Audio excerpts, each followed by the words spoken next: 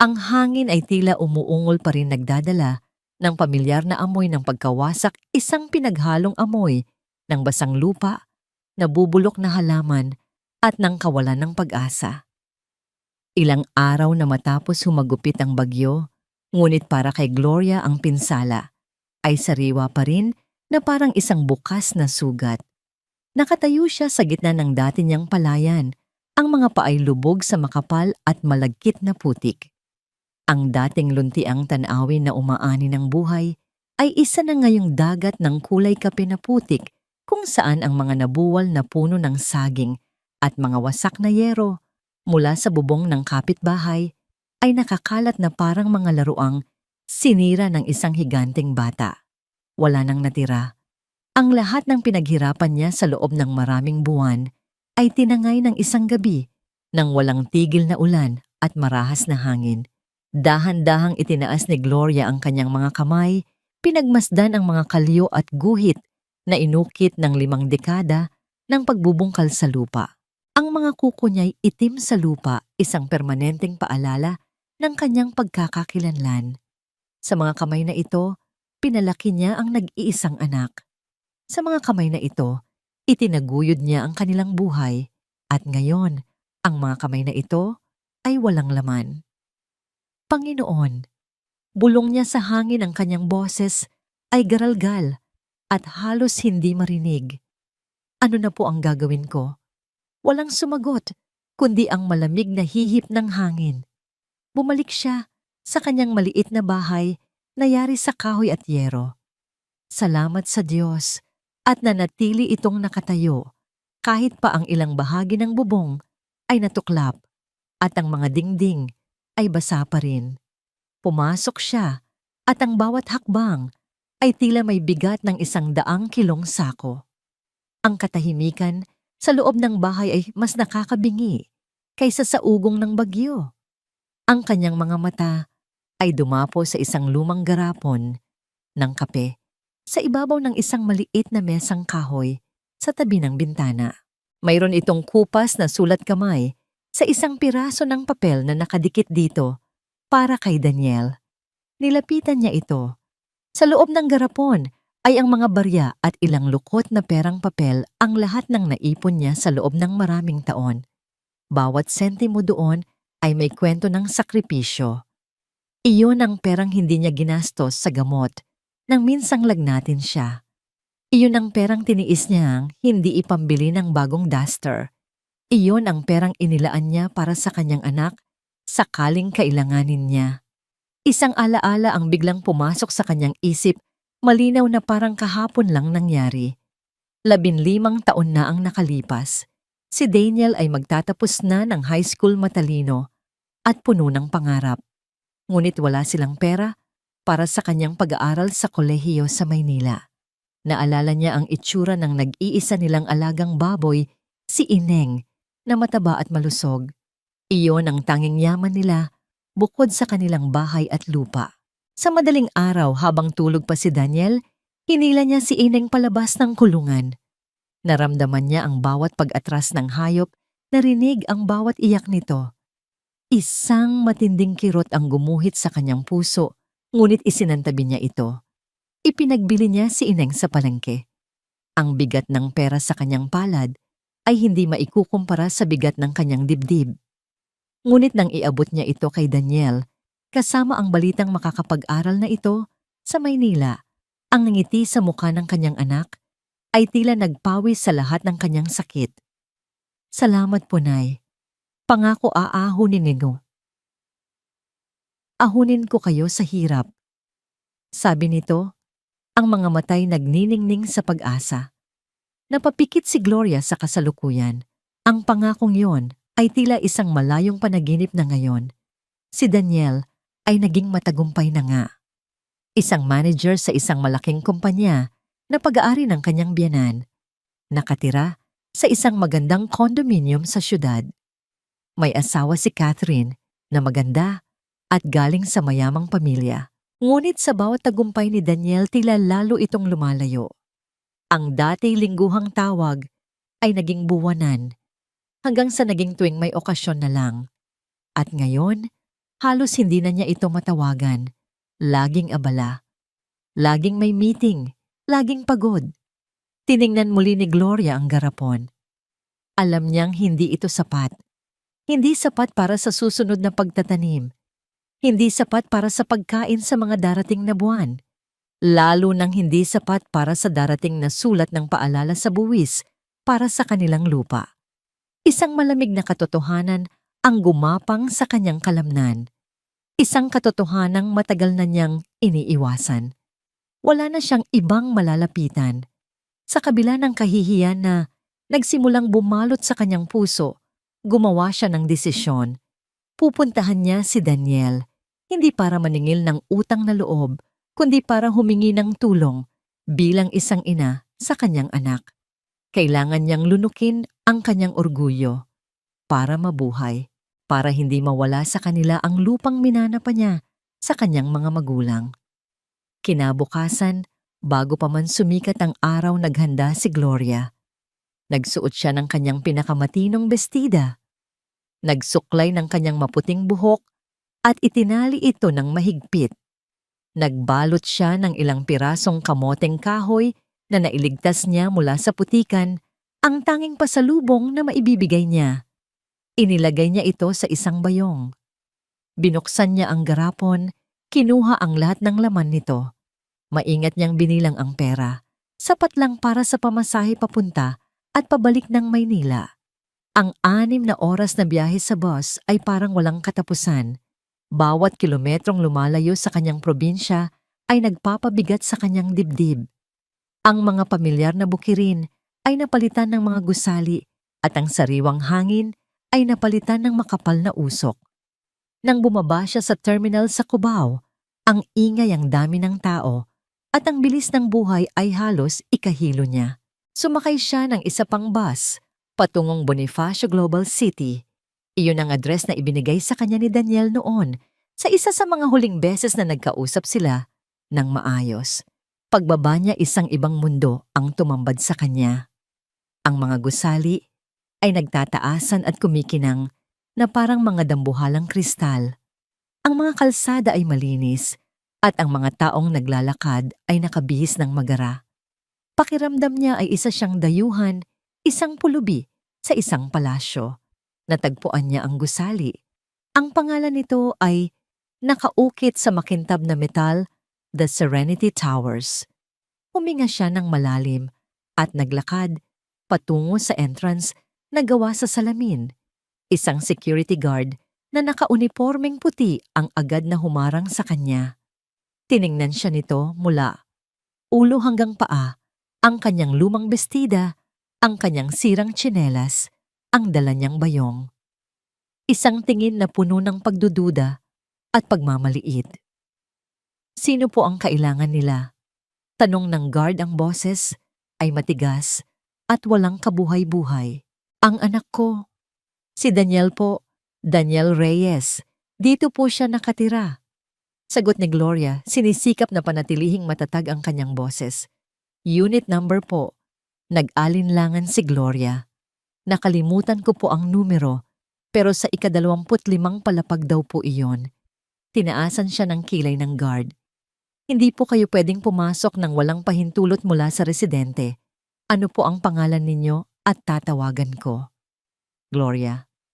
Gloria Reyes. Nanay niya ako. Kinuha ng guard ang telepono. Matapos ang ilang sandali, nagsalita ito. Sir Daniel, may naghahanap po sa inyo. Isang Gloria Reyes daw po. Nanay niyo raw. Narinig ni Gloria ang mahinang boses mula sa kabilang linya, ngunit hindi niya maintindihan ang sinasabi. Pagkatapos ng ilang segundo, ibinaba ng guard ang telepono at tumingin sa kanya. Ang mukha'y walang ekspresyon. Sabi po ni Sir, hintayin niyo na lang daw po siya dito sa labas. Isang salita ang umalingaw-ngaw sa isip ni Gloria Labas. Hindi siya pinapasok. Hindi man lang sa lobby. Dito sa labas, sa bangketa, kung saan siya nakikita ng lahat ng dumadaan. Parang isang pulubing namamalimos. Tumango si Gloria, hindi makapagsalita. Dahan-dahan siyang tumalikod at naupo sa isang maliit na pader. Sa gilid ng gusali, yakap-yakap ang kanyang bayong na puno ng kamoteng kahoy. Ang init ng semento ay gumapang sa kanyang katawan, ngunit hindi nito matunaw ang lamig na biglang bumalot sa kanyang puso. Doon sa gitna ng karangyaan at ilalim ng anino ng nagtataasang gusali, naghintay si Gloria, hindi alam kung ang hinihintay ba niya ay tulong o ang kumpirmasyon ng isang masakit na katotohanan. 10 minuto, 15 minuto, 20. Bawat segundong lumilipas ay parang isang butil ng asin na ipinapahid sa sariwang sugat ni Gloria. Ang araw ay unti-unting tumataas at ang init ng bangketa sa Bonifacio Global City ay nagsimulang gumapang sa kanyang mga binti. Ang mga taong naglalakad sa kanyang harapan, mga lalaking naka-Amerikana, mga babaeng may dalang mamahaling bag, ay sinusulyapan siya ng may pagtataka. Ang iba'y may halong pag-ismid. Naramdaman ni Gloria ang pag-urong ng kanyang pagkatao sa bawat tingin na yon.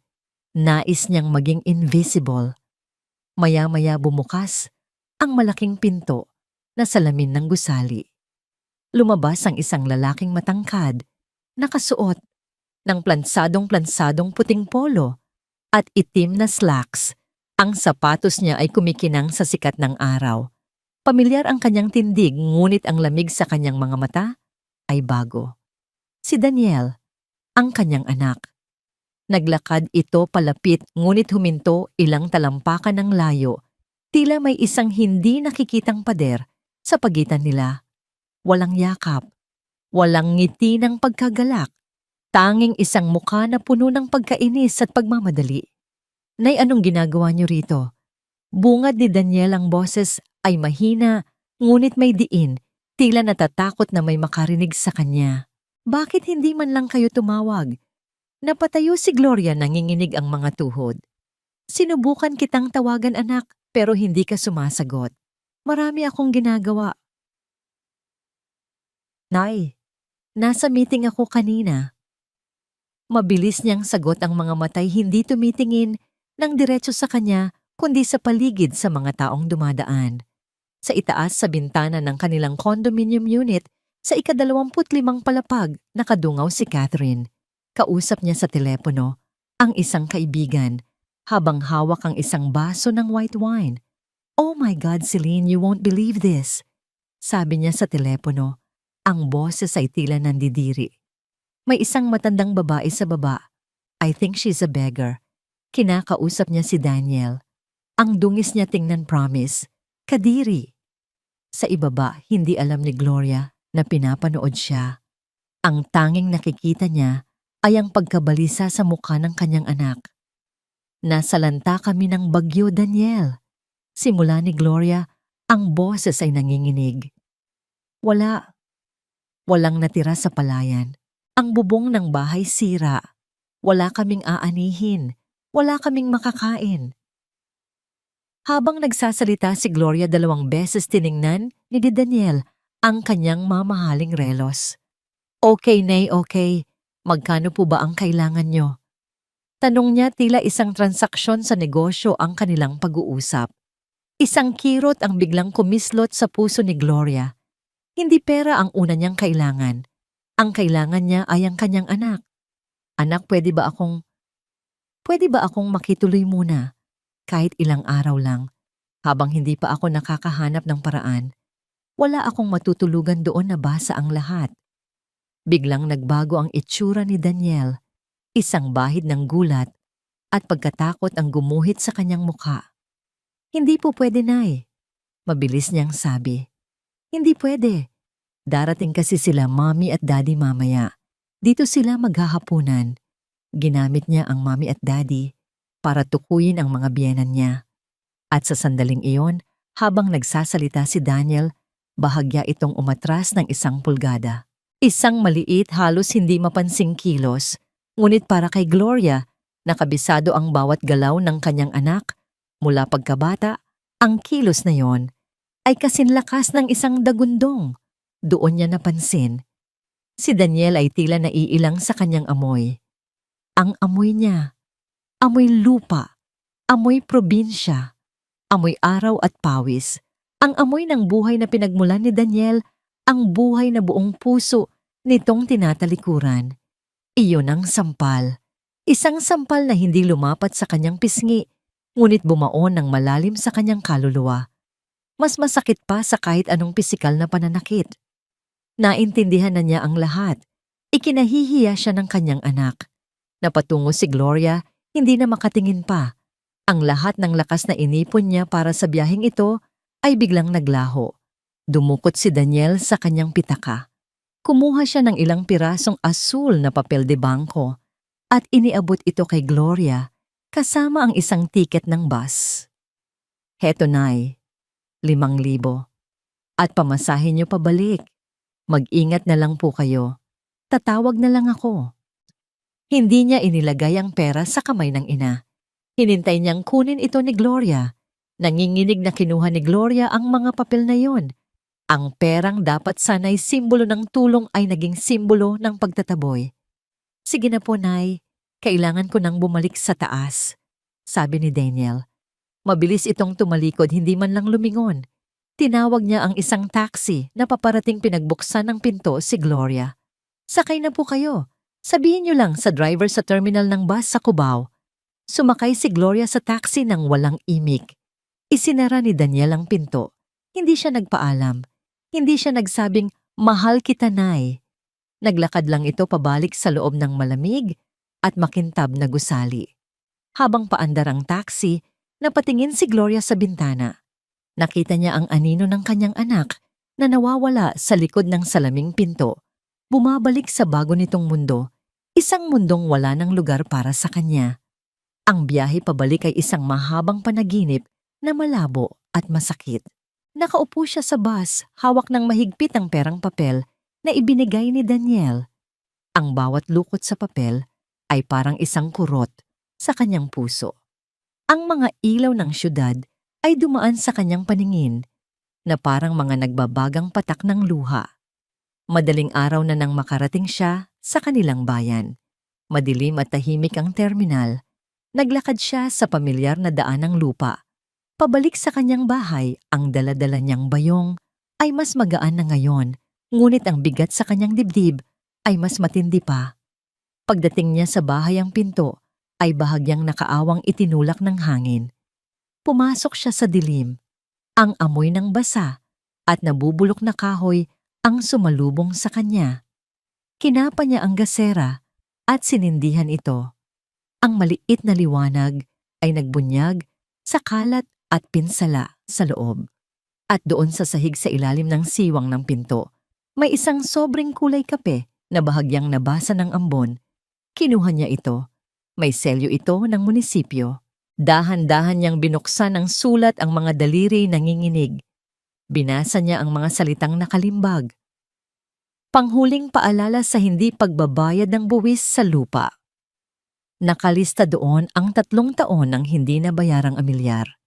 At sa ilalim isang numero na nakasulat sa makapal na tinta, isang halagang 10 beses na mas malaki kaysa sa perang hawak niya. At sa pinakababa ang mga salitang tumatak na parang bakal na pinaso sa kanyang puso. Kung hindi mababayaran sa loob ng 30 araw, ang ari-arian ay isa sa ilalim sa proseso ng kumpiskasyon. Nabitiwan ni Gloria ang sulat. Napaluhod siya sa basang sahig sa gitna ng kanyang sira-sirang bahay. Ang perang hawak niya, ang perang ibinigay ng kanyang anak, ay walang halaga. Isa lamang itong insulto, isang paalala na sa gitna ng kanyang pinakamatinding pangangailangan, ang tulong na natanggap niya ay hindi sapat para iligtas kahit ang pinakamaliit na piraso ng kanyang buhay. Ang sampal na hindi lumapat kanina ay ngayon niya naramdaman ng buong buo. Isang sampal mula sa kanyang anak at ngayon, isang sampal mula sa tadhana. Doon sa dilim mag-isa si Gloria ay napahagulhol ang kanyang mga iyak, ay nilamon ng katahimikan ng gabing walang pag-asa. Kinabukasan ng gutom ay isang halimaw na kumakalam sa sikmura ni Gloria. Ang 5,000 pisong bigay ni Daniel ay nakatago sa isang lumang lata ng biskwit, ngunit alam niyang hindi niya ito pwedeng galawin. Ang perang iyon ay para sa buwis. Kulang pa nga ngunit hindi niya ito maaaring gastusin sa pagkain. Ang bawat sentimo ay parang isang piraso ng kanyang dignidad na kailangan niyang ipunin para mailigtas ang kanilang lupa. Sa hapon hindi na niya natiis. Dala ng panghihina, naglakad siya. Papunta sa kaisa-isang sari-sari store sa kanilang baryo, ang tindahan ni Mang Tomas. Isang lalaking nasa katanghalian na rin ang edad na may malalim na guhit ng pagod sa mukha. Magandang hapon, Tomas. Bati ni Gloria, ang boses niya'y halos pabulong. O Gloria, magandang hapon din. Sagot ni Mang Tomas habang nag-aayos ng mga delata. Hindi ito lumingon. Lumapit si Gloria sa rehas na bintana ng tindahan. Hinigpitan ang hawak sa kanyang duster. Tomas, pasensya na sa abala. Naisip ko lang kung pwede sanang magpalista muna. Kahit 1 kilong bigas at 2 sardinas lang. Pagsapit ng anihan babayaran ko agad, doble pa kung gusto mo. Huminto sa pag-aayos si Mang Tomas. Dahan-dahan itong lumingon at sa kanyang mga mata, nakita ni Gloria ang sagot bago pa man ito magsalita. Isang tingin ng awa ngunit may kahalong pagtanggi. Naku Gloria, sabi nito napakamot sa ulo. Alam mo namang ikaw ang pinakamatagal ko ng suki. Pero, pati ako ay gipit na rin. Ang utang mo noong nakaraang buwan, hindi mo pa nababayaran. Ang sabi ng mga supplier, hindi na raw sila magpapautang sa akin. Pasensya ka na talaga. Ang bawat salita ay parang isang suntok sa sikmura ni Gloria. Ang hiya ay isang mainit na likido na umakyat mula sa kanyang dibdib patungo sa kanyang mukha. Tumango na lang siya, hindi makatingin ng diretso. Naiintindihan ko, Tomas. Pasensya na sa abala. Akmang tatalikod na si Gloria, handa nang lunukin ang gutom at ang kahihiyan nang may maisip siya. Ang desperasyon ay isang malakas na puwersa. Muli siyang humarap. Tomas, sabi niya mas mahina pa kaysa kanina. Kung magtatrabaho ako para sa'yo, kahit anong pag-uutos mo, maglilinis ako, magbubuhat, kahit ano kapalit lang ng kaunting pagkain. Napabuntong hininga si Mang Tomas. Tiningnan niya ang matanda sa kanyang harapan, ang babaeng dati isa sa mga pinakarespetado sa kanilang lugar ngayon ay nagmamakaawa para sa pagkain. Ang bodega ko, marumi at magulo. Sabi niya sa wakas, tila nag-aalinlangan. Kung lilinisin mo, bibigyan kita ng 2 kilong bigas at ilang delata. Sapat na siguro yan para sa ilang araw. Isang munting sinag ng pag-asa ang sumilay kay Gloria. Oo, Tomas. Gagawin ko. Maraming salamat. Iginiya siya ni Mang Tomas sa likod ng tindahan patungo sa isang maliit at madilim na bodega. Ang amoy ng alikabok, nabubulok na karton at daga ang sumalubong sa kanya.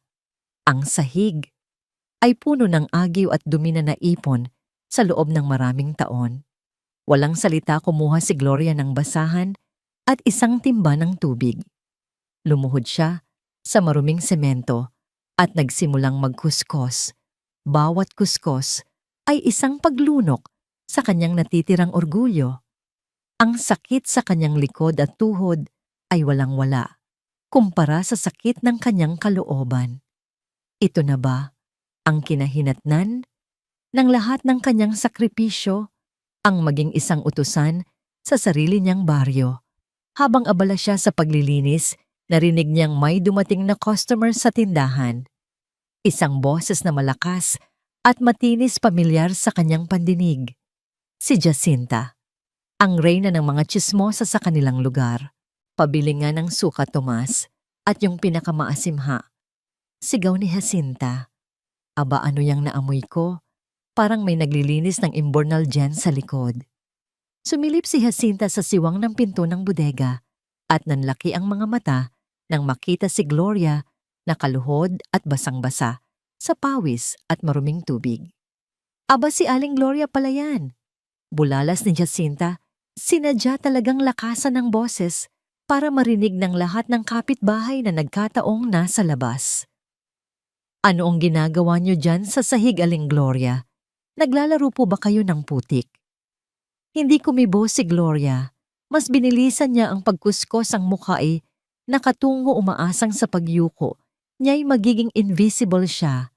Ngunit hindi na tinag si Jacinta. Lumapit pa ito sa pinto. Naku, nakakaawa naman. Akala ko ba'y napakaginhawa na ng buhay ng anak ninyo sa Maynila manager daw, di ba?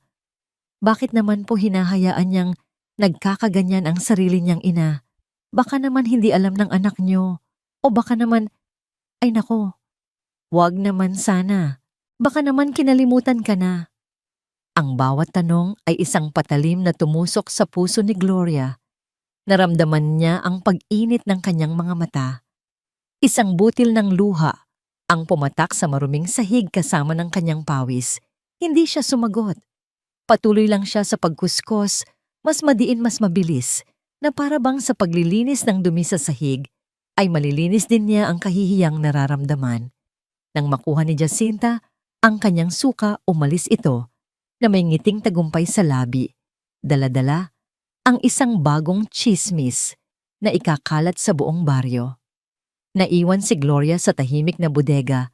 Ang tanging maririnig ay ang tunog ng kanyang basahan at ang sarili niyang pigil na paghikbi. Nang matapos siya, halos hindi na niya maiunat ang kanyang likod. Inabot sa kanya ni Mang Tomas ang isang supot ng bigas at ilang dilata. Walang salita, tinanggap ito ni Gloria at naglakad pa uwi. Bawat hakbang ay mabigat. Pagdating niya sa tarangkahan ng kanyang bahay, nakita niya ang kanyang matalik na kaibigan at kapitbahay si Lourdes. Isa ring byuda at kasing hirap niya. Nakita ni Lourdes ang lahat mula sa bintana nito, ang pagpasok ni Gloria sa bodega, ang pagdating ni Jacinta, at ang itsura ni Gloria nang lumabas ito. Walang tanong-tanong sinalubong ni Lourdes si Gloria. May dala itong maliit na mangkok na umuusok pa. Inay Gloria, malumanay na sabi ni Lourdes gamit ang tawag sa kanya ng mga mas nakababata. Heto mainit na lugaw. Nilagyan ko ng itlog. Alam kong pagod ka. Sa simpleng alok na yon sa kabaitan sa mga mata ng kanyang kaibigan, gumuho ang lahat ng pader na itinatayo ni Gloria sa buong araw. Bumuhos ang kanyang mga luha na kanina pa niya pinipigilan. Niyakap siya ni Lourdes habang umiiyak siya ng tahimik sa balikat nito. Ang init ng lugaw at ang yakap ng isang kaibigan ang tanging nagpaalala sa kanya na sa gitna ng lahat, mayroon pa ring natitirang kabutihan sa mundo. Habang magkayakap sila sa gitna ng daan ng lupa, isang makintab na itim na pickup truck ang dahan-dahang pumasok sa kanilang baryo, isang bagay na bibihira lamang makita sa kanilang lugar. Ang alikabok ay umalimbukay sa pagdaan nito. Huminto ito sa di kalayuan. Bumaba ang isang lalaking hindi pamilyar sa kanila. Nakasuot ito ng malinis na polo shirt maong at hiking boots.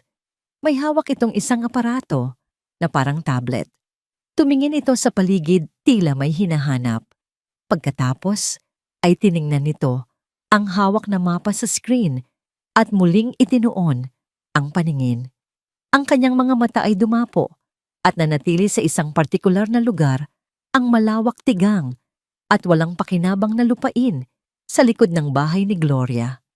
Ang lupang naging sanhi ng lahat ng kanyang pagdurusa.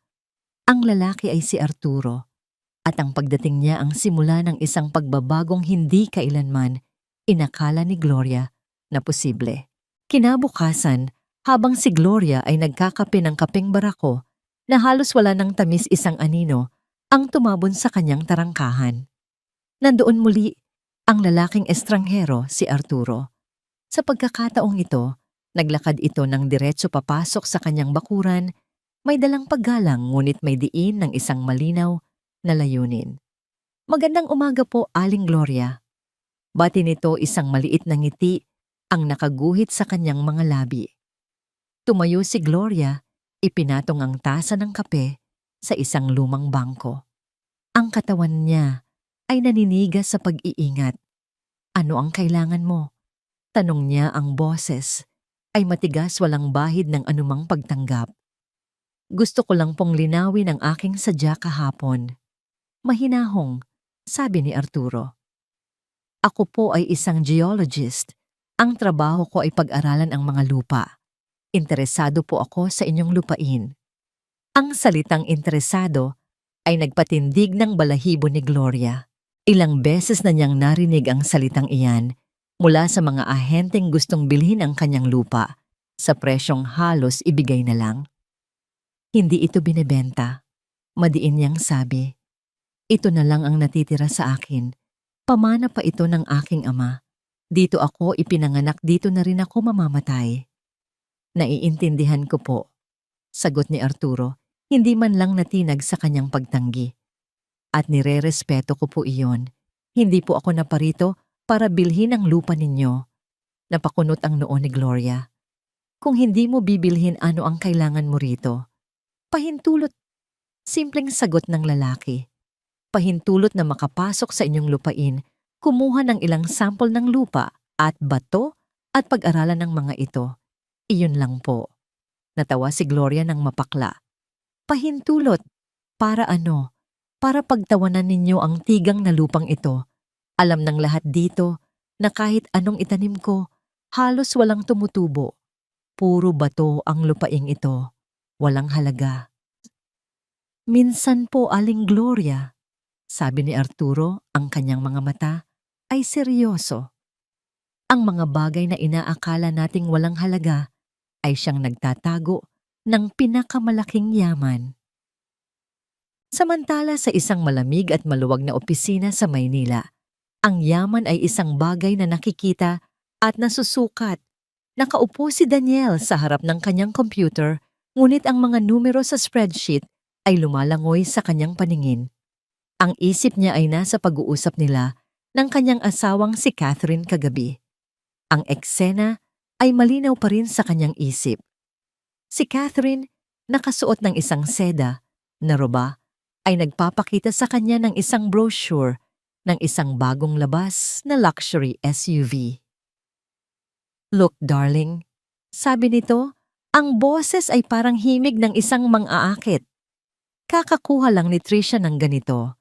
We can't let her get ahead of us. Isipin mo, bagay na bagay ito sa atin kapag pupunta tayo sa mga party. Catherine, kakabili lang natin ng sedan last year. Sagot ni Daniel, pilit na pinapakalma ang sarili. Hindi pa nga natin tapos bayaran yon. Tinaasan siya ng kilay ni Catherine, ang matamis na himig ay nawala na palitan ng pagkainis. So Daniel, we need to project an image. Ang pamilya ko, ang mga kaibigan ko, lahat sila nakatingin. Ayokong mapag-usapan na ang asawa ko ay hindi kayang ibigay ang mga bagay na tulad nito. Ang imaheng yan ay nagiging masyadong mahal, Catherine. Bulong ni Daniel. Then find a way. Matigas na sabi ni Catherine bago ito tumalikod at pumasok sa kanilang silid, isang malinaw na senyales na tapos na ang usapan. Ang pag-iisip na yon ay pinutol ng isang katok sa pinto ng kanyang opisina. Pumasok si Victor, ang kanyang karibal sa posisyon sa kumpanya.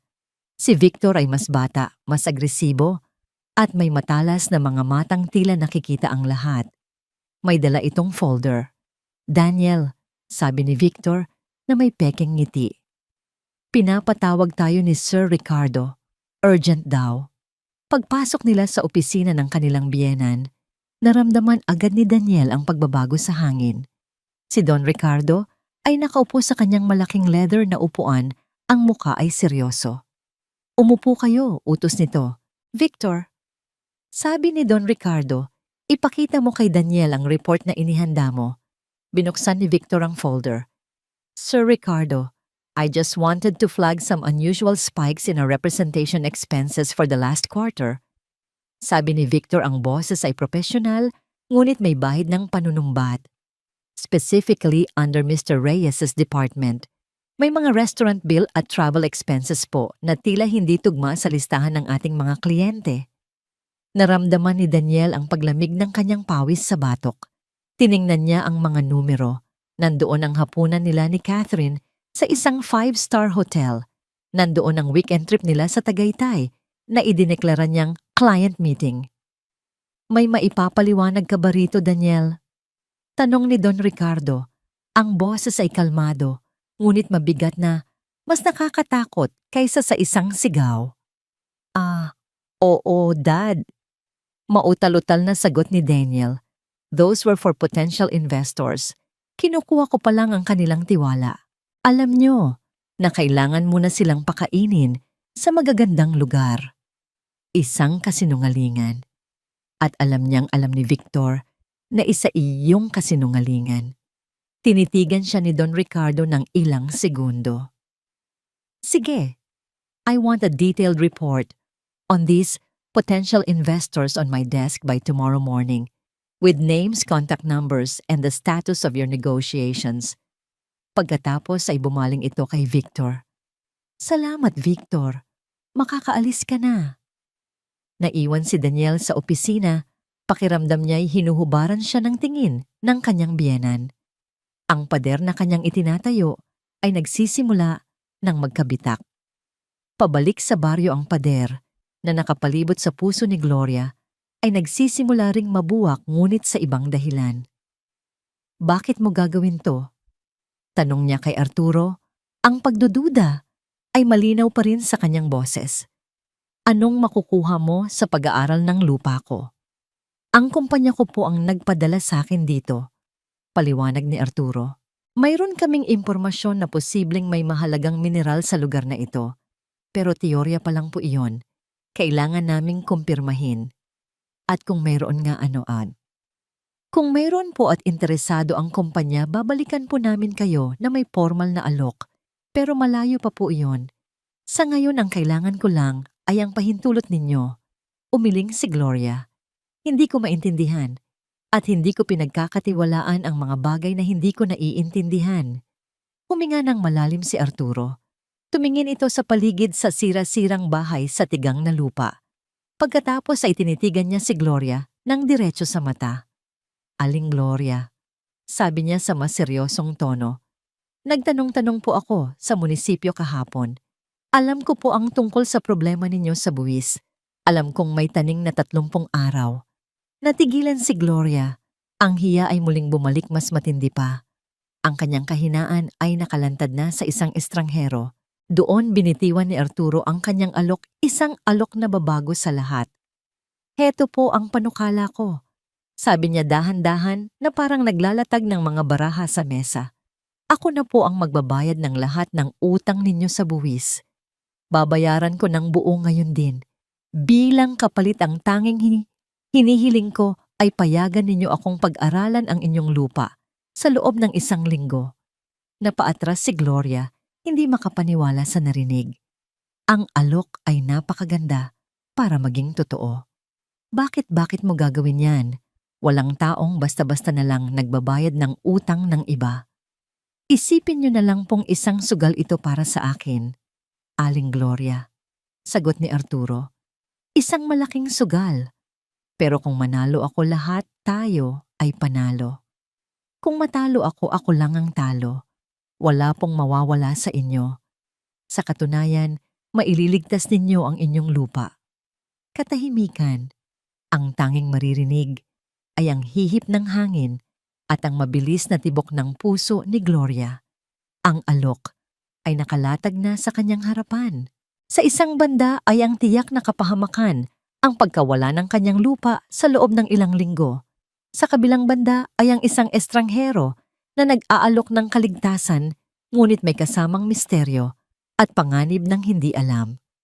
Nakatitig siya sa mga mata ng estranghero at sa kauna-unahang pagkakataon, sa loob ng napakatagal na panahon, hindi niya alam kung ang nasa harapan niya ay isang demonyo na nag-aalok ng kasunduan o isang anghel na isinugo para sagipin siya.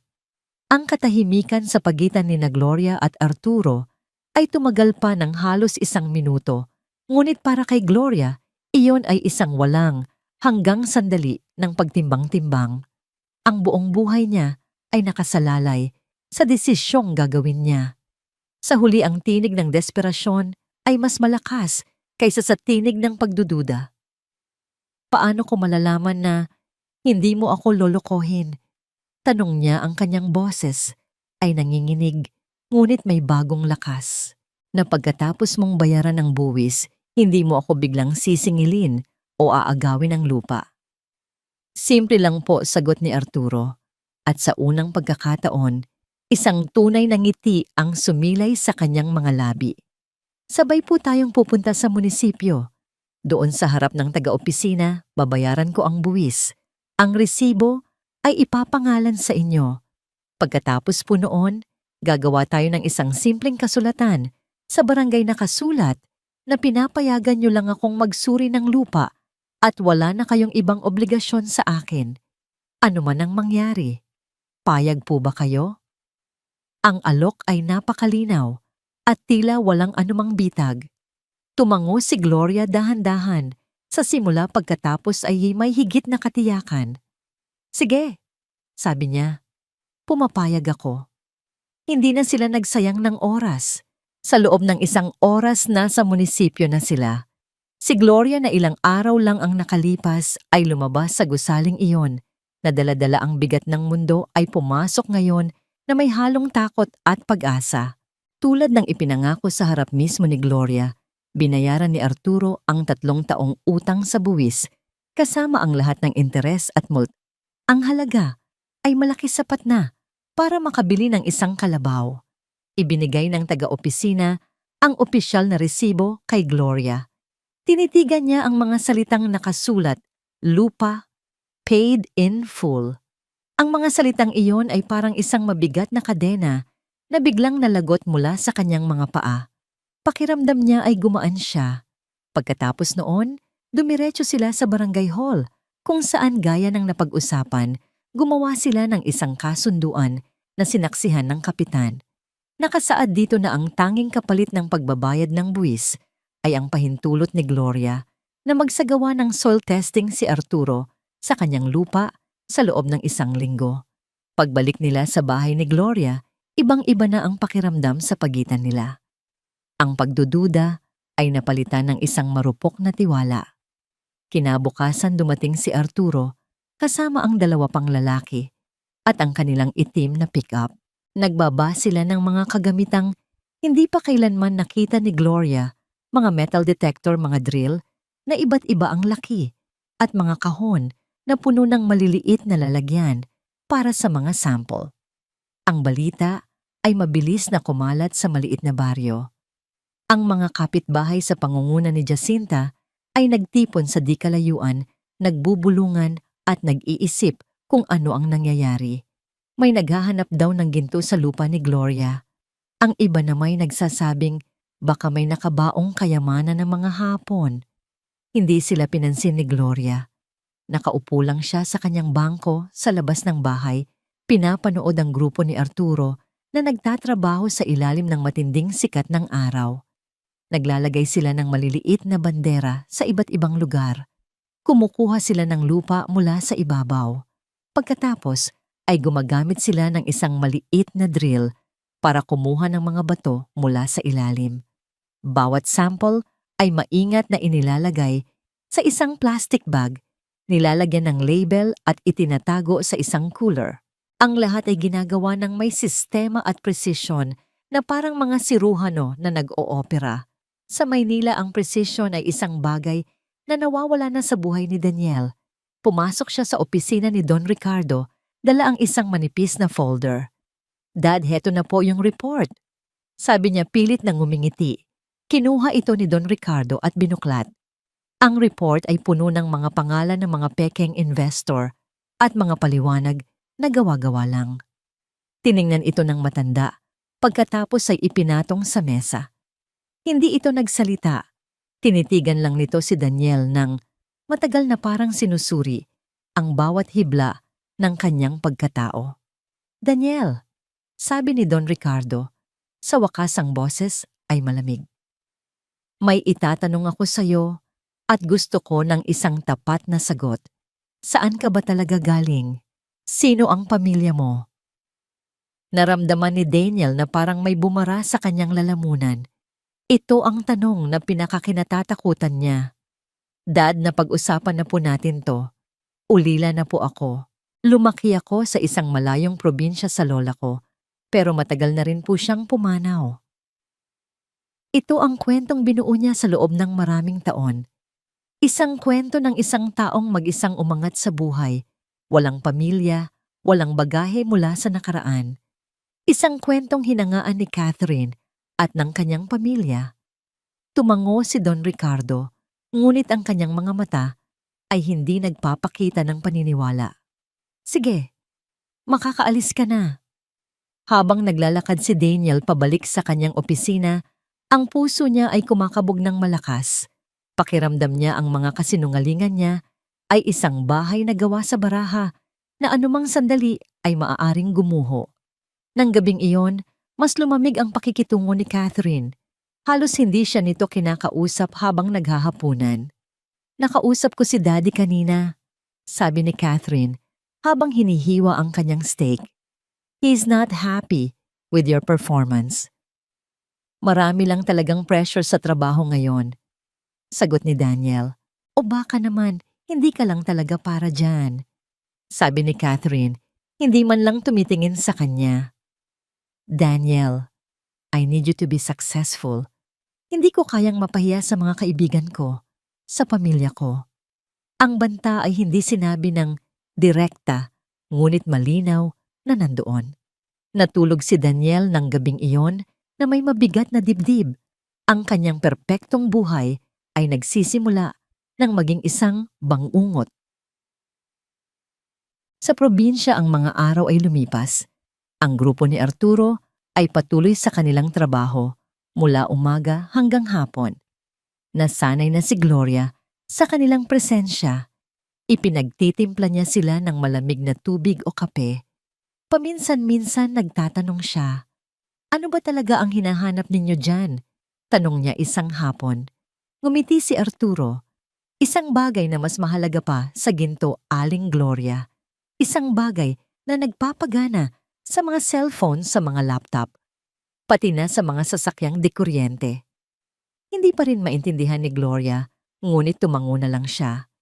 Sa ika-6 na araw, ang huling araw ng kanilang survey, nakita ni Gloria na mas tutok at mas seryoso ang grupo. Ginamit nila ang pinakamalaki nilang drill sa isang partikular na lugar sa gitna ng kanyang lupain kung saan ang lupa ay pinakatigang at pinakamabato. Pag-ahon ng drill, may kasama itong isang uri ng bato na kulay abo at may kakaibang kinang. Nakita ni Gloria ang pagbabago sa mukha ni Arturo. Ang kanyang profesional na kahinahunan ay biglang napalitan ng hindi maitagong pananabik. Maingat niyang kinuha ang bato, tiningnan ito sa ilalim ng isang maliit na lente. Pagkatapos ay tumingin siya sa kanyang mga kasama. Isang tango, isang nasangiti. Nang gabing iyon, pagkatapos magligpit ng lahat ng kanilang gamit, si Arturo na lang ang natira. Nilapitan niya si Gloria na nag-iisa na namang nakaupo sa kanyang bangko. Ang papalubog na araw ay nagpinta ng kulay kahel at lila sa kalangitan. Aling Gloria, sabi ni Arturo, ang kanyang boses ay may halong pagpipigil na parang may hawak siyang isang malaking sikreto. Tapos na po ang aming paunang pagsusuri. At may nahanap ba kayo? Tanong ni Gloria. Hindi agad sumagot si Arturo. Huminga siya ng malalim, tila inihahanda ang sarili. At si Gloria. Pagkatapos ay tumingin siya ng diretso sa mga mata ng matanda. Aling Gloria, sabi niya, kailangan po nating mag-usap. Ang resulta po ay higit pa sa aking inaasahan. Kinabukasan, maagang dumating si Arturo sa bahay ni Gloria. Ngunit sa pagkakataong ito, wala siyang dalang kagamitan para sa lupa. Ang dala niya ay isang makapal na brown envelope at isang hitsura na pinaghalong kaba at pananabik. Naupo sila sa maliit na lamesang kahoy sa loob ng bahay ni Gloria. Ang sinag ng araw sa umaga ay tumatagos sa mga siwang ng dingding na yari sa kawayan, lumilikha ng mga guhit ng liwanag sa sahig na lupa. Nagtimpla si Gloria ng kape mapait at matapang sapat para gisingin ang kaluluwa. Ano ba talaga ang nahanap ninyo, Arturo? Basag ni Gloria sa katahimikan. Inilabas ni Arturo ang mga papel mula sa envelope at inilatag ang mga ito sa mesa. May mga graph numero at mga teknikal na salita na hindi maintindihan ni Gloria. Ngunit isang salita ang paulit-ulit na nakasulat at binilugan pa ng pulang tinta, lithium.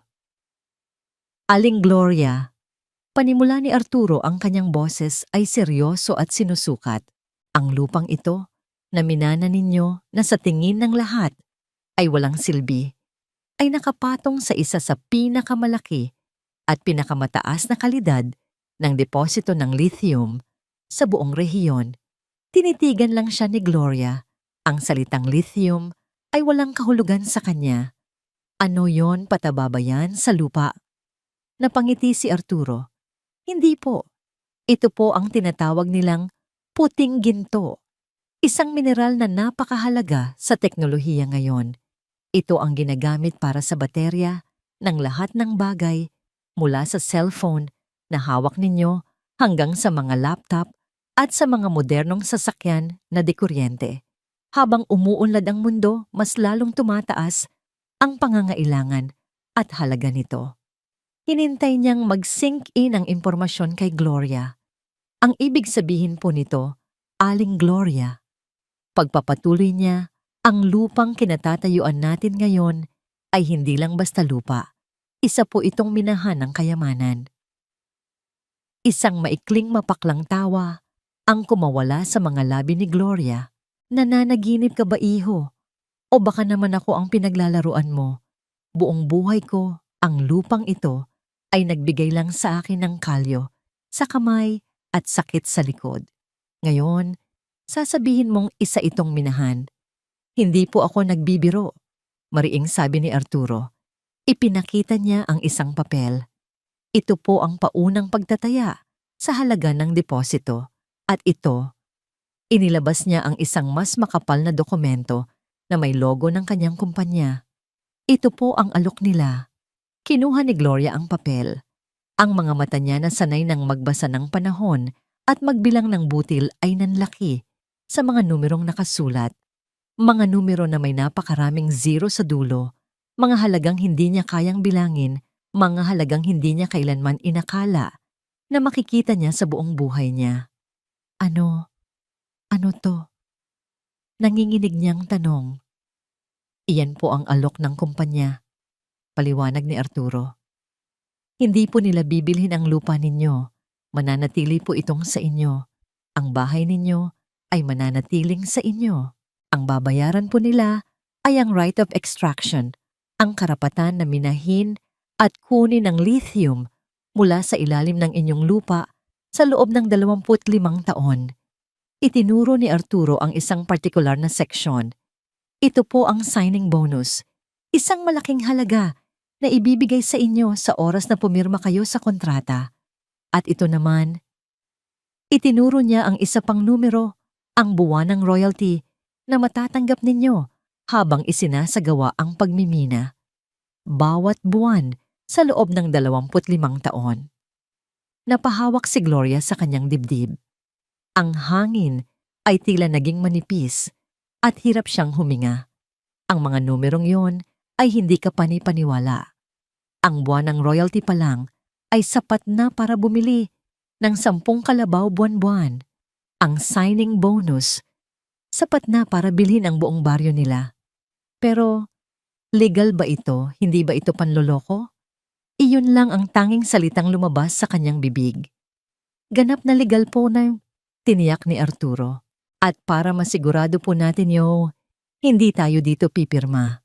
Pupunta po tayo sa pinakamatanda at pinakarespetadong abogado at notaryo publiko sa bayan si Attorney de la Cruz. Siya ang magbabasa at magpapaliwanag sa inyo ng bawat linya ng kontrata. Kung meron kayong hindi magustuhan, hindi po natin itutuloy. Ang desisyon ay nasa inyo pa rin, Aling Gloria. Tumayo si Gloria at naglakad papunta sa bintana. Tumingin siya sa labas sa tigang na lupa na pinagmulan ng lahat ng kanyang paghihirap. Ang lupang ikinahiya ng kanyang anak. Ang lupang muntik nang mawala sa kanya dahil sa buwis. At ngayon, ang lupang yun pala, ang kanyang kaligtasan. Isang malupit ngunit napakagandang kabalintunaan. Humarap siyang muli kay Arturo. Isang bagong determinasyon ang nagniningning sa kanyang mga mata. Sige, sabi niya, puntahan natin ang abogado. Ang opisina ni Attorney de la Cruz ay luma na puno ng mga libro na amoy papel at panahon. Isang matandang lalaki na may makapal na salamin at puting-puti ng buhok ang sumalubong sa kanila. Kilala niya si Gloria mula pagkabata. Rosita, bati ng abogado, gamit ang palayaw ni Gloria noong dalaga pa. Maupo ka. Ano ang maipaglilingkod ko sa'yo? Inilatag ni Arturo ang kontrata. Sa loob ng sumunod na 2 oras binasa ni Attorney de la Cruz ang bawat salita, bawat sugnay, bawat numero ng malakas. Pagkatapos ay ipinaliwanag niya ito kay Gloria sa pinakasimpleng Tagalog. Tiniyak niya na walang mga nakatagong kondisyon na ang mga karapatan ni Gloria bilang may-ari ng lupa ay protektado at ang mga halagang nakasulat ay garantisado. Rosita, sabi ng abogado, sa wakas inalis ang kanyang salamin at tinitigan si Gloria. Sa buong buhay ko bilang abogado, ngayon lang ako nakakita ng ganitong klaseng kontrata. Ito ay isang biyaya mula sa langit. Kung pipirmahan mo ito, hindi ka na mag-aalala pa sa pera habang buhay. Ang mga anak ng iyong mga anak ay hindi na rin mag-aalala. Nanginginig ang mga kamay ni Gloria. Tumingin siya sa abogado, pagkatapos ay kay Arturo na tahimik lang na nagmamasid. Ang lahat ng kanyang paghihirap, ang pagbebenta ng alagang baboy, ang gabi-gabing pananahi, ang pagtitiis sa gutom, ang kahihiyan, sa tindahan, ang sakit ng pagtataboy ng sariling anak, lahat ay nag-flashback sa kanyang isipan. Ito na ang katapusan ng lahat ng iyon. Bigyan po ninyo ako ng panulat. Bulong ni Gloria. Inabot ni Attorney de la Cruz ang isang itim na fountain pen. Hinawakan ito ni Gloria. Ang kanyang kamay na sanay sa bigat ng asarol ay halos hindi mahawakan ang gaan ng panulat. Dahan-dahan, sa ibabaw ng linyang may nakasulat na kanyang pangalan, inilagda niya ang kanyang pirma.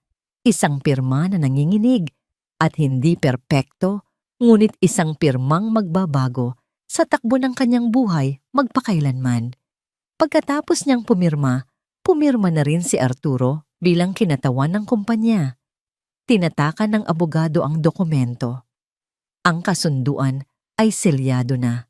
Sa labas ng opisina ng abogado, isang batang reporter mula sa lokal na dyaryo na nakarinig ng tsismis tungkol sa malaking deal sa lupa ang nag-aabang.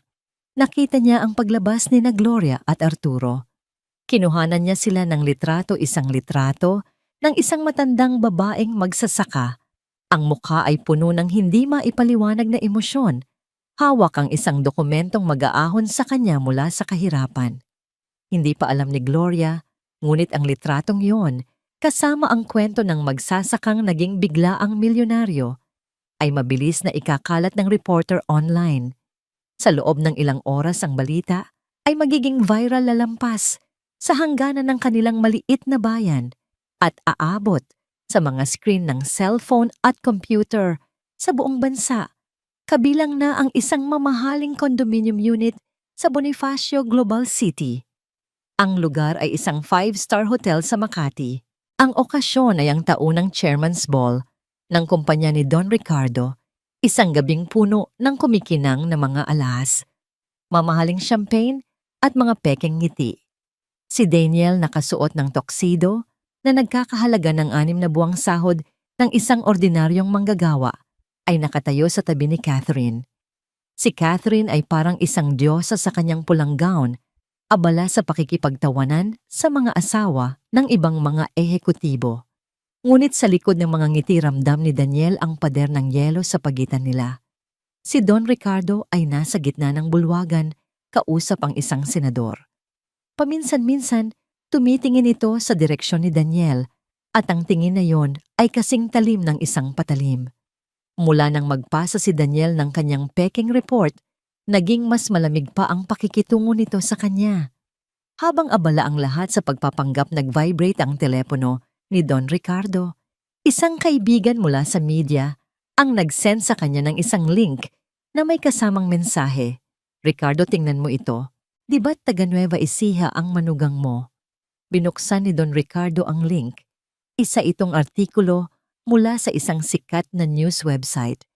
Ang headline ay malaki at agaw pansin: "Natutulog na kayamanan, sikat anyos na magsasaka sa Nueva Ecija naging biglaang milyonaryo dahil sa lithium deposit." At sa ibaba ng headline, isang litrato. Isang litrato na tila isang kidlat na tumama ng diretso sa puso ni Don Ricardo. Ang litrato ng isang matandang babae, may mga guhit ng hirap sa mukha, ngunit may dignidad sa mga mata na pumipirma sa isang kontrata. Ang babaeng iyon, hindi niya ito kilala, ngunit ang mga mata, ang hugis ng panga. May isang bagay na hindi maipagkakamaling pamilyar. Ito ang mga matang nakikita niya sa kanyang manugang si Daniel tuwing ito'y natatakot o nagsisinungaling. At ang pangalan sa ilalim ng litrato, Gloria Reyes. Napatingin si Don Ricardo kay Daniel na nooy tumatawa sa isang birong hindi naman niya naintindihan. Biglang nag-ugnay ang lahat ng piraso sa kanyang isipan, ang mga kasinungalingan ni Daniel tungkol sa pagiging ulila, ang pag-iwas nitong pag-usapan, ang nakaraan ng mga kaduda-dudang gastos. Isang malamig na galit ang gumapang sa buong katauhan ni Don Ricardo. Hindi ang pagiging mahirap ng ina ni Daniel ang ikinagalit niya, kundi ang lalim ng panlolokong ginawa nito. Ang pagtatago, ang pagkukunwari, ang pagtalikod sa sariling ina para lang makapasok sa kanilang mundo. Kinabukasan, ang hangin sa opisina ay mabigat at puno ng tensyon. 8:00 pa lang ng umaga, ipinatawag na ni Don Ricardo si Daniel. Pagpasok ni Daniel sa opisina, wala ng mga formalidad.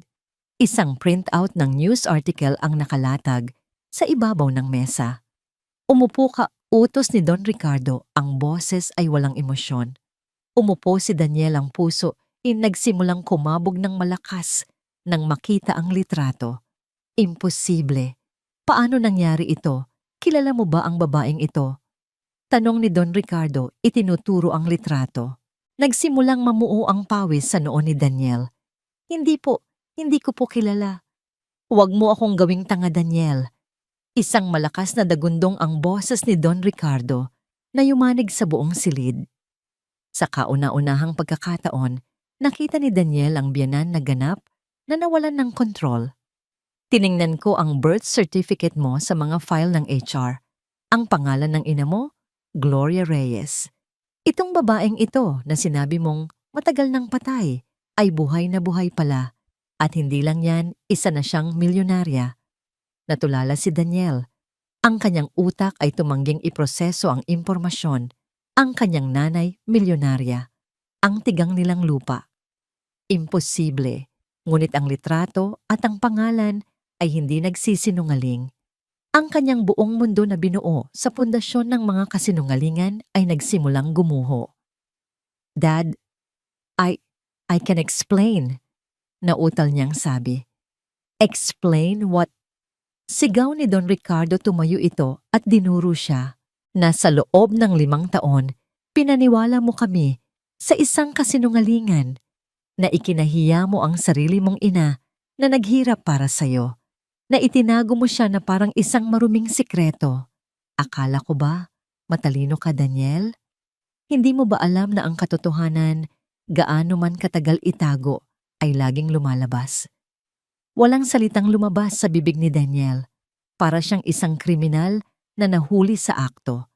Ang lahat ng kanyang depensa ay nawasak. "Get out." Malamig na sabi ni Don Ricardo. Ang galit ay napalitan ng isang nakakakilabot na katahimikan. "You're fired. Ayokong makita ang pagmumukha mo sa kumpanyang ito kahit isang segundo pa. At wag mo na akong tawaging Dad. Tapos na tayo." Parang isang putok ng baril ang mga salitang iyon. Fired. Tapos na. Ang lahat ng pinaghirapan niya, ang posisyon, ang sweldo, ang respeto, lahat ay nawala sa isang iglap. Tulala siyang lumabas ng opisina, dala ang bigat ng kanyang pagkatalo. Ang mga dating kasamahan na bumabati sa kanya ay tila umiiwas na ngayon ng tingin. Ang balita ay kumakalat na parang apoy. Pagdating niya sa kanyang condominium, ang una niyang nakita ay ang dalawang malaking maleta sa tabi ng pinto. Lumabas si Catherine mula sa kanilang silid, ang mga matay pula at namamaga sa kaiiyak. Ngunit ang kanyang mukha ay matigas na parang bato. Catherine, "Huwag mo akong kausapin." Sigaw nito, ang boses ay puno ng galit at pandidiri. Tinawagan ako ni Daddy. Sinabi niya ang lahat, Daniel. Mahal, pakinggan mo muna ako. Pakinggan ka. Tumawa si Catherine ng walang saya. Para ano? Para marinig ko pa ang ibang kasinungalingan mo. You disgust me. Hindi ang pagiging anak mahirap mo ang kinasusuklaman ko, kundi ang pagiging sinungaling mo, ang pagiging duwag mo. Lumapit si Catherine, ang bawat hakbang ay mabigat. Naalala mo ba noong nagpunta ang nanay mo dito? Nakita ko siya mula sa bintana. At tinanong kita kung sino siya. Ang sabi mo, isang pulubi na naligaw. Isang pulubi, Daniel. Ang sarili mong ina. Ipinagtabuyan mo siya na parang aso. Doon na tuluyang gumuho si Daniel. Ang alaala ng araw na yon, ang itsura ng kanyang ina, ang pag-atras niya, ang pagtataboy, ay bumalik na parang isang alon na lumunod sa kanya. No wonder you're so insecure. Pagpapatuloy ni Catherine. Dahil sa kaibuturan mo, alam mong isa kang huwad. Isang pekeng tao na nakatira sa isang pekeng buhay. Kinuha ni Catherine ang kanyang mga maleta. Aalis na ako. Uuwi ako sa amin. At huwag na huwag ka nang magpapakita sa akin o sa pamilya ko kahit kailan. Catherine, please. Pagmamakaawa niya, sinubukang hawakan ang braso nito. Don't touch me. Inihampas nito ang kanyang kamay. It's over. Binuksan niya ang pinto at lumabas, isinara ito ng malakas. Ang tunog ng pagsara ng pinto ay parang isang hatol ng kamatayan. Naiwan si Daniel sa gitna ng maluwag at tahimik na kondominium. Ang lugar na dati simbolo ng kanyang tagumpay ay naging isang malamig at walang lamang bilangguan. Walang trabaho, walang asawa, walang pamilya. Napaluhod siya sa sahig na gawa sa mamahaling kahoy. Ang bigat ng lahat ng kanyang kasalanan ay bumagsak sa kanya ng sabay-sabay. Sa desperasyon, kinuha niya ang kanyang telepono. Hinanap ang numero ng kanyang ina, isang numerong matagal na niyang hindi tinatawagan. Nagring ito. 1, 2, 3. Walang sumasagot. Tumawag siyang muli. At muli. At muli.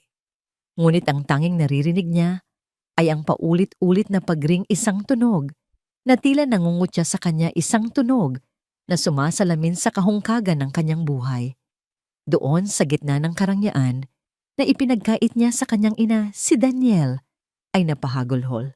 Isang iyak, hindi dahil sa mga nawala sa kanya, kundi dahil sa isang katotohanang ngayon niya lang lubusang naunawaan. Sa kanyang pag-akyat sa tuktok, sinunog niya ang pinakaiisang tulay na tunay na mahalaga. At ngayon, nang siya'y bumagsak, wala na siyang kahit anong mababalikan. Lumipas ang ilang araw na parang isang mahabang malabong bangungot para kay Daniel. Ang kanyang condominium ay naging isang kuweba kung saan siya nagtatago mula sa mundo. Hindi siya kumakain, hindi siya natutulog. Ang tanging ginagawa niya ay umupo sa dilim, nakatitig sa blankong screen ng kanyang telebisyon, habang ang mga multo ng kanyang mga pagkakamali ay paulit-ulit na sumasayaw sa kanyang isipan. Ang tawag mula sa administrator ng gusali ang gumising sa kanya sa katotohanan. Kailangan na niyang lisanin ang unit. Hindi na siya ang nagbabayad nito, kundi ang kumpanya ni Don Ricardo. Binigyan siya ng 24 na oras. Sa isang iglap siya ay naging palaboy sa syudad na dati kanyang kaharian. Ang natitira na lang sa kanya ay ang ilang damit na isinilid niya sa isang bag at ang kakarampot na pera sa kanyang bank account. Wala na siyang ibang mapupuntahan. Mayroon lamang isang lugar na natitira, isang lugar na matagal na niyang tinalikuran. Ang 6 na oras na biyahe sa bus pabalik sa Nueva Ecija ay isang paglalakbay sa purgatorio. Bawat bayan na kanilang dinadaanan ay tila nanghuhusga sa kanya. Ang bus na dati simbolo ng kahirapan para sa kanya ay ang kanyang tanging kanlungan ngayon. Ang mga taong kasabay niya, mga magsasaka, mga tindera, mga estudyante, ang mga taong dati niyang minamaliit, ay ang mga taong mas mayaman pa sa kanya ngayon dahil mayroon silang mga pamilyang inuuwian. Dapit hapon na nang makarating siya sa kanilang bayan. Ang init ng probinsya na dati kanyang kinaiinisan ay tila isang kakaibang yakap. Naglakad siya sa pamilyar na daan ng lupa. Ang bawat hakbang ay mabigat sa pinaghalong hiya at takot. Ang kanyang mamahaling sapatos na katad ay nababalot na ngayon sa alikabok, isang perpektong simbolo ng kanyang pagbagsak. Mula sa malayo na tanaw na niya ang kanilang bahay, ngunit napahinto siya. Hindi niya ito halos makilala. Ang dating bahay na maliit kupas at may bubong na may tagpi-tagping yero ay wala na.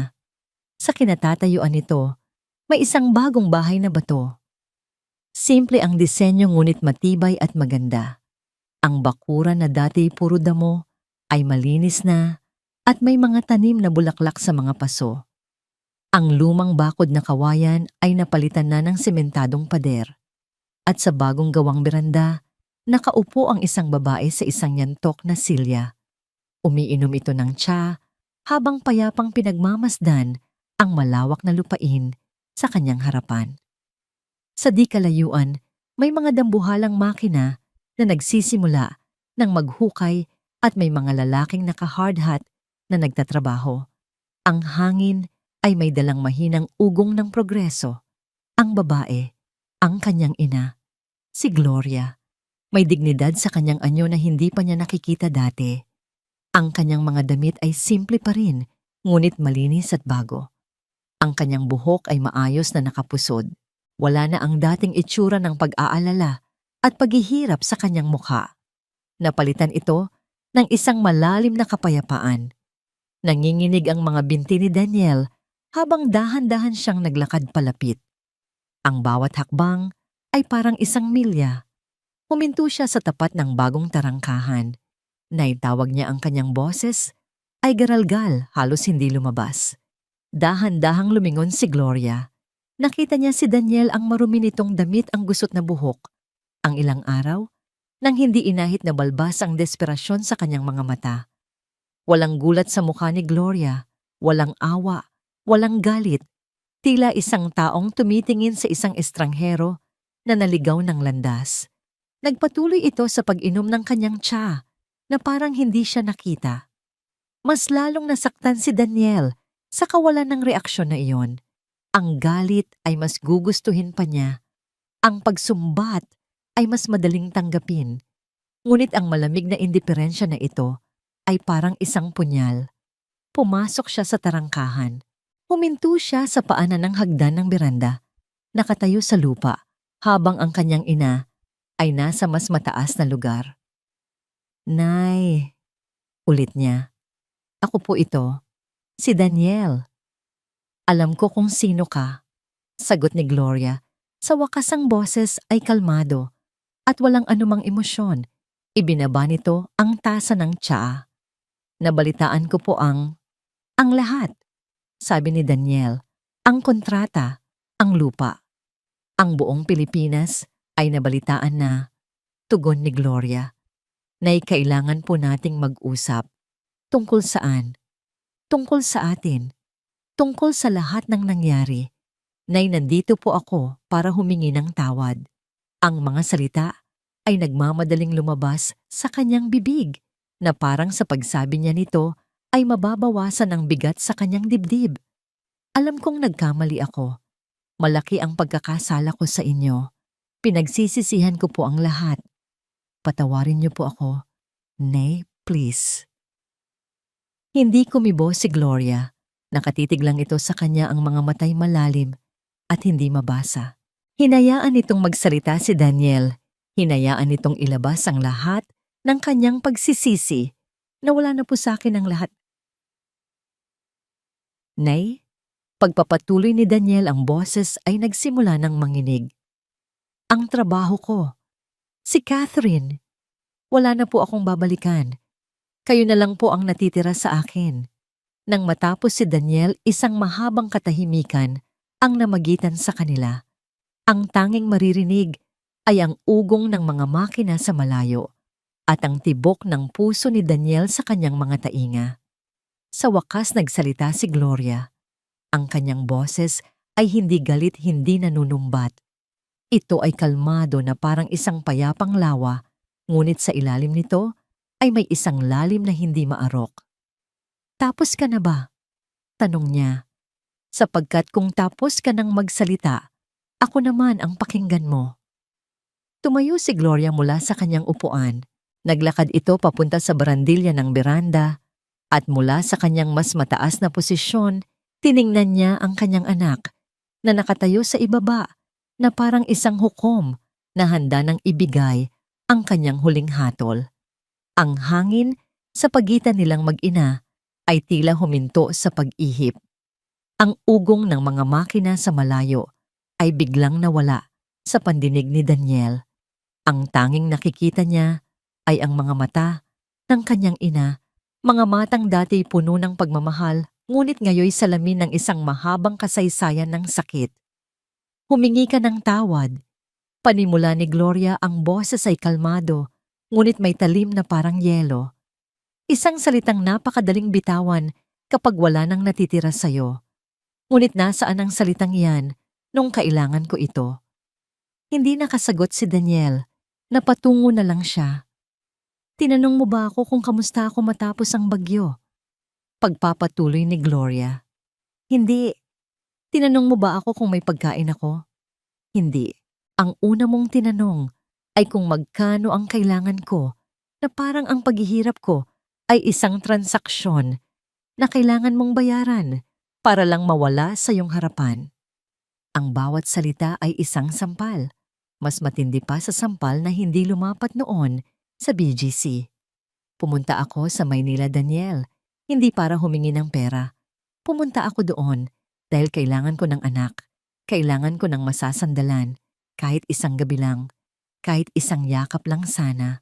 Ngunit ano ang ibinigay mo sa akin? Nagsimulang maglakad-lakad si Gloria sa beranda. Ang kanyang mga yabag ay mabagal, ngunit mabigat. Ipinagtulakan mo ako sa labas ng iyong palasyo na parang isa akong may ketong. Naamoy mo ang lupa sa aking mga kamay, ang parehong lupa na nagpakain sa'yo, nagpaaral sa'yo, bumuhay sa'yo, at nandidiri ka. Ang kahihiyan sa iyong mga mata ng araw na yon, hinding-hindi ko yon malilimutan. Nay, pinagsisisihan ko na po. Huwag mo akong tawaging Nay. O isang bigla ang pagsabog ng emosyon ang kumawala kay Gloria, ang una sa buong pag-uusap nila. Ang kanyang boses ay yumanig sa galit at sakit na matagal nang kinimkim. Ang isang Nay ay hindi tinatratong parang basura. Ang isang Nay ay hindi ikinakahiya.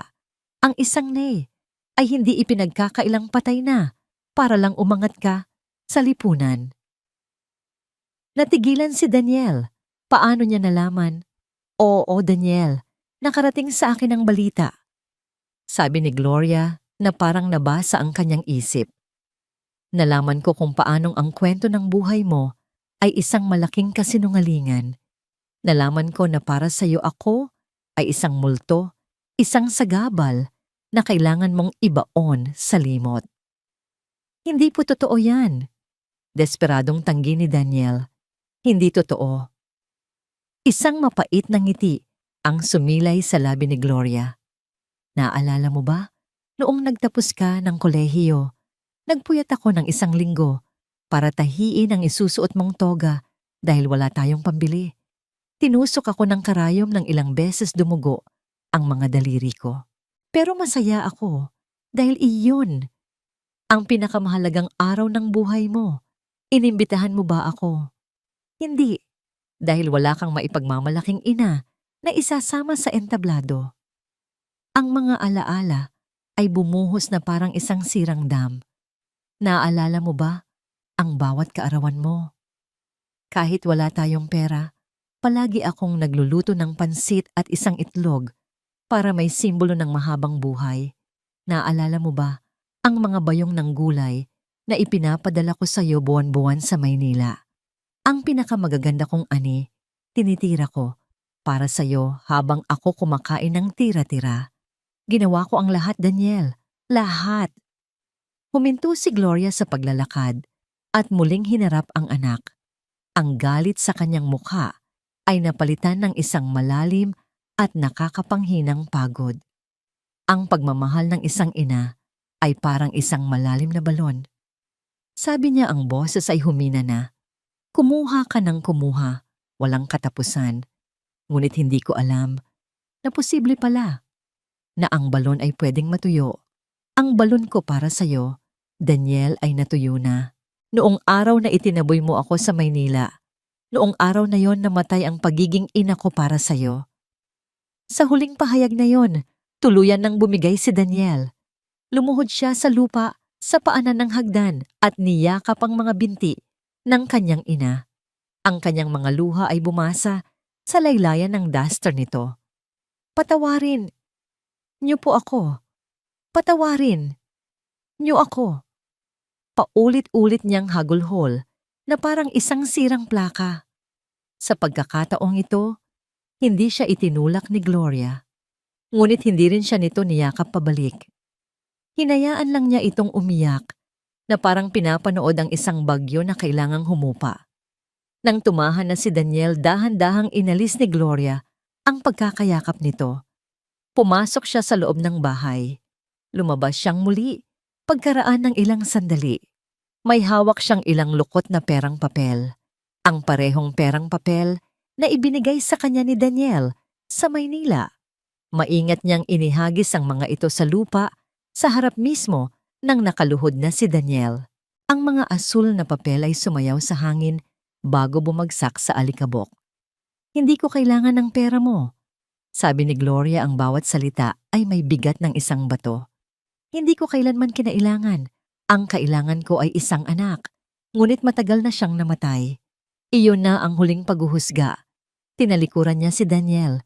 Naglakad siya pabalik sa loob ng kanyang bagong bahay. At pagkatapos, isinara niya ang pinto. Hindi isang malakas na pagsasara na puno ng galit, kundi isang dahan-dahan at pinal na pagsasara, isang tunog na nagsasabing tapos na ang lahat. Naiwan si Daniel sa labas na kaluhod sa alikabok, kasama ang perang ibinalik sa kanya. Napatingin siya sa saradong pinto, isang pinto na hindi na muling magbubukas para sa kanya. Doon niya naintindihan. Ang kapatawaran ay maaaring ibigay, ngunit ang tiwala, ang pagmamahal na nasira, ay hindi na kailanman maibabalik pa. Ang tunay na kaparusahan sa kanya ay hindi ang pagkawala ng kanyang yaman, kundi ang habambuhay na pamumuhay sa isang mundong. Meron siyang ina, ngunit para sa kanya, siya ay isang ganap ng ulila. Lumipas ang 6 na buwan. Ang dating ugong ng mga dambuhalang makina sa lupain ni Gloria ay naging isang pamilyar na bahagi na ng tanawin. Ang alikabok ay napalitan ng isang organisadong operasyon ng pagmimina. Para sa marami, ang lugar ay simbolo ng pagbabago at progreso. Ngunit para kay Gloria, ito ay ingay lamang sa likod bahay ng kanyang bagong tuklas na katahimikan. Ang umaga niya ay nagsisimula sa parehong paraan.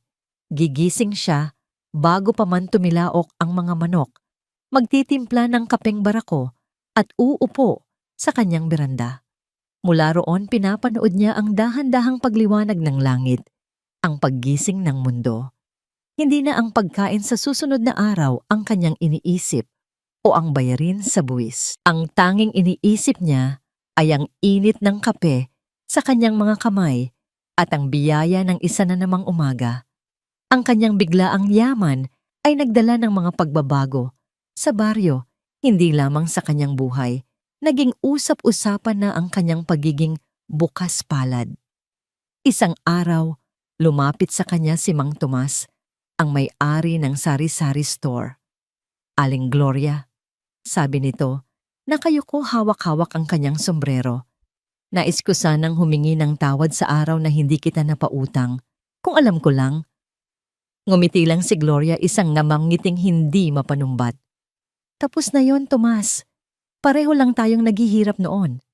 Kinabukasan, isang bagong delivery truck ang huminto sa tapat ng tindahan ni Mang Tomas, puno ng mga panindang binayaran na ni Gloria. Hindi bilang pagpapakitang gilas kundi bilang pag-unawa. Pati si Jacinta, ang reyna ng mga tsismosa, ay nagbago ng tono. Dala-dala ang isang basket ng pinakamatatamis na mangga. Lumapit ito kay Gloria. "Naku Gloria, napakaganda naman ng iyong mga halaman." Puri nito, ang boses ay matamis pa sa pulot. "Naalala ko lang, baka gusto mong tulungan ko kayong maghanap ng magaling na hardinero." "Salamat Jacinta, pero kaya ko na." Magalang na sagot ni Gloria. Tinanggap niya ang isang mangga, ngunit hindi ang alok ng pakikipagkaibigan. Natutunan na niyang kilalanin ang pagkakaiba ng respeto at oportunismo. Ang tunay na kaligayahan niya ay nasa pagtulong sa mga taong tunay na nangangailangan sa paraang tahimik at hindi nababalita. Pinagawa niya ang bubong ng simbahan. Nag-donate siya ng mga libro sa maliit na paaralan ng baryo.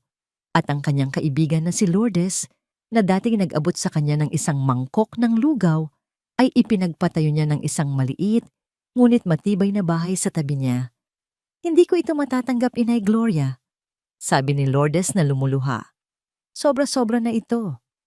Isang mangkok ng lugaw sa panahong wala akong wala." Sagot ni Gloria, hinahawakan ng kamay ng kaibigan. "Iyon ang hindi mababayaran ng kahit anong halaga. Ito ay pasasalamat lang." Isang hapon, dinala ni Gloria ang pinakamagagandang bulaklak mula sa kanyang hardin sa sementeryo. Nilinis niya ang puntod ng kanyang asawa, inalis ang mga tuyong dahon at inilagay ang mga sariwang bulaklak. Ni Casio, bulong niya sa puntod. "Kamusta ka na dyan? Tingnan mo ang lupaing iniwan mo sa akin. Buong buhay ko, inalagaan ko ito. Hindi ko alam na sa huli ito pala ang mag-aalaga sa akin." Umupo siya sa damuhan, hinahaplos ang malamig na semento. "Ang anak natin, naligaw siya ng landas, pero ipinagdarasal ko pa rin siya, na sana sa lahat ng nawala sa kanya, mahanap niya ang kanyang sarili." Isang banayad na hangin ang umihip, tila isang sagot mula sa kawalan. Sa sandaling iyon, naramdaman ni Gloria ang isang ganap na kapayapaan, isang pagtanggap sa lahat ng nangyari, ang sakit, ang hirap, ang biyaya. Korte sa isang masikip, madilim at nangangamoy na kwarto sa isang boarding house sa Tondo, Maynila. Dito na ngayon nakatira si Daniel. Ang dating matipunong pangangatawan ay payat na. Ang dating makinis na mukha ay may mga guhit na ng pait. Nagtatrabaho siya sa isang pabrika, 12 oras bawat araw ang kanyang mga kamay, na dati sanay lang humawak ng ballpen at papeles, ay puno na ngayon ng kalyo at grasa. Pagkatapos ng trabaho,